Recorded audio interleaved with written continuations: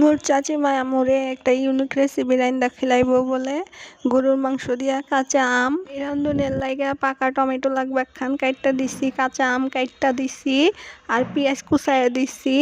গরম তেলের মধ্যে ছ্যাদ করে ছাইরা দিছে, গরম মশলা দিতে ভুইলা গেছালগা আবার দিয়া দিল। চাচি আম্মাই কখন কি দিতাছে মুই কিছুই বুঝতাছি না, মুই খালি অপেক্ষা করতেছি ওই কাঁচা আমটা কখন দিব।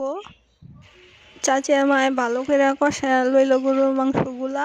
আমি বারবার করে কইতাছি চাচি আম্মা কখন কাঁচা আমগুলা দিবার লাগছুন। চাচি মায় কইতাছে একটু পরেই দিবার লাগছি। এরপরে মুই গেছিলাম গা বাইরে, ঝুম বৃষ্টি হইতাছে, সেই বৃষ্টি দেখবার লাগে। তো বৃষ্টিগুলো কত সুন্দর লাগতাছে, মেলাদিন পর দেখতাছি। তো আইসা দেখি চাচিমার নাকি গরুর মাংস রান্না হয়ে গেছে। তো আমি জিগাইতাছি কাঁচা আম দিছুন, হে কইবার লাগছে কাঁচা আম দিয়ে তো অন্য রেসিপি বানাইমু।